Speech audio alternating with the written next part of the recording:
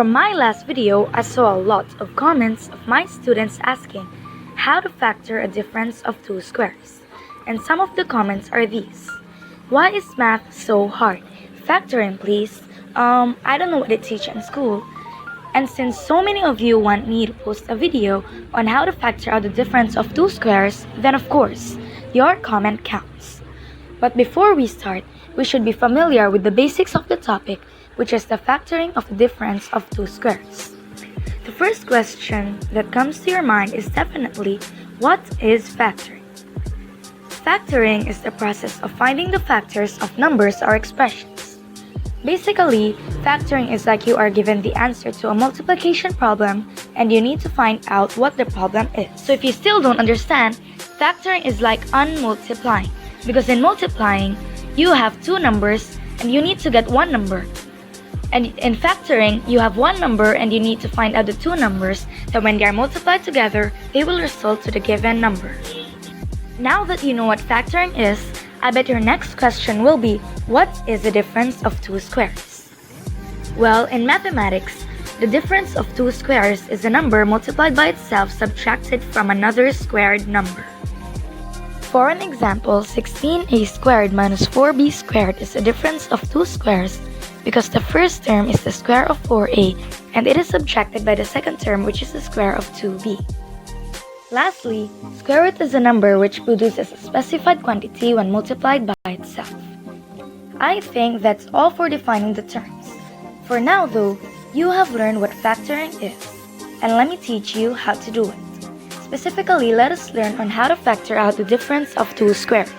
First, let us recall, what is the square root of 36? If we look at the multiplication table, we will see that if we multiply 6 by itself, it gives a product of 36.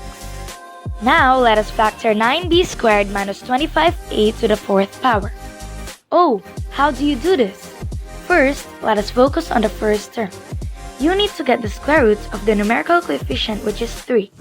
But you might wonder that how will we get the square root of the variable? Well, that's quite easy. You can just copy the variable of the first term, divide the exponent by 2, and there! Now you have the square root of the variable. So the first term is 3b. We need to follow the same procedure for the second term. We need to get the square root of the second term, copy the variable, and divide the exponent by 2. So the second term is 5a squared. So the final answer is the quantity of 3b minus 5a squared times the quantity of 3b plus 5a squared. We can always check our answers by multiplying the first terms and then multiplying the second terms. So our answer is absolutely correct! For the next example, factor out 25x to the 14th power minus 64a squared. First, we need to find the square roots of the first and second terms. Then we need to subtract the square roots and multiply the quantity with the addition of the square roots. So here are the square roots of the terms, 5x to the 7th power and 8a. So we need to subtract both square roots and multiply this quantity with the addition of the square root. We can always check our answers by multiplying the first terms and then the second terms. So our answer is absolutely correct! For the last example, it's your turn to factor out this. I will only give you 5 seconds to do this, but if ever you need more time, feel free to pause the video. 5, 4, 3, 2, 1. Let us take a look at the square root table. Here we can see that 12 is the square root of 144. And 10 is the square root of 100. To find the square root of the variable, we can just copy the variable and divide the exponent by 2.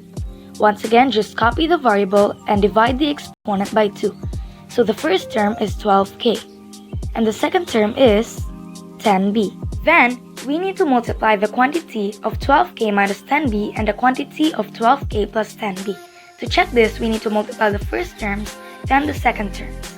So our answer is absolutely correct!